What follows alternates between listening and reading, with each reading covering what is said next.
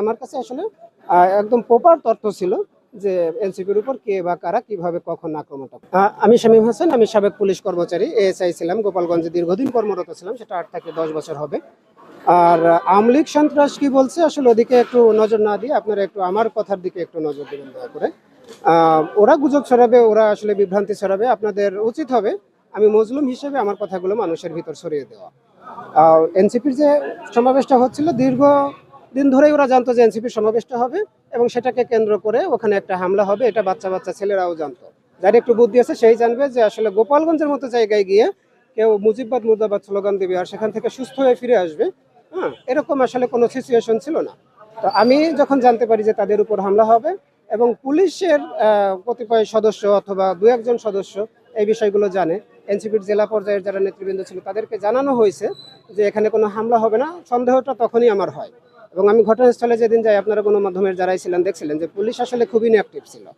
Police এত inactive ছিল যে আক্রমণের যে জায়গাটা, যে ব্রিজটা ছিল ওই ব্রিজ ছেড়ে দিচ্ছিল।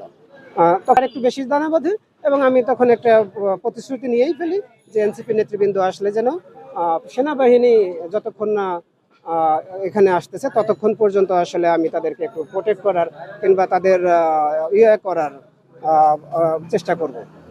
আক্রমণটাকে যেন ব্যাহত করা যায় এই চেষ্টাটা করার জন্যই মূলত আমি ওখানে ছিলাম। আচ্ছা, আপনি কি এনসিপির সঙ্গে জড়িত কিনা?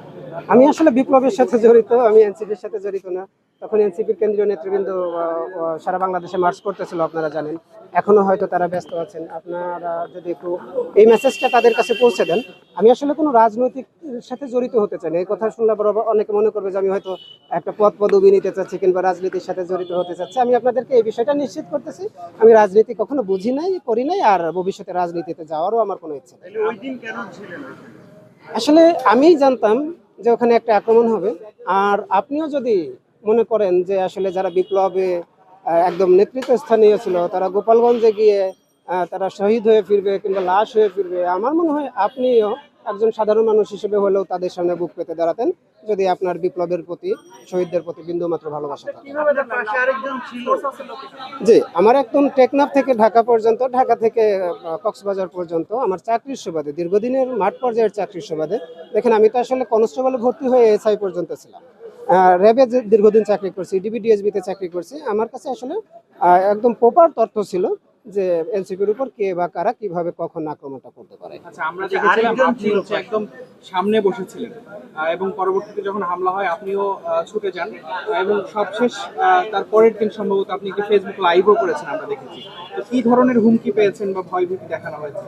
দেখেন, সামনে থাকার ব্যাপারটা হলো যারা আসলে নিজেকে উৎসর্গ করতে চায়, তাদেরকে সামনেই থাকতে হবে, পিছনে থাকলে হবে না। দেশীয় অস্ত্রশস্ত্র নিয়ে যখন ওরা আক্রমণ করে, যখন ককটেল বিস্ফোরণ করে, কেন্দ্রীয় একজন নেতা আমার মঞ্চেই ছিল, উনি আসলে বেশ সাহসী।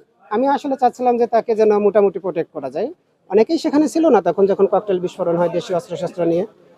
কেন্দ্রীয় নেতৃবৃন্দর অনেকেই একটু দূরে সরে গেছিল, একজন ব্যক্তিকে আমি শুধু দেখছিলাম, তাকে আমি আসলে সেভ করার জন্য ওখানে দাঁড়াইছিলাম। আমার নাম শামীম হাসান, আমার নিজ জেলা ফরিদপুর এবং গোপালগঞ্জ জেলাতে আমি সর্বশেষ কর্মরত ছিলাম। শামীম ভাই, আপনার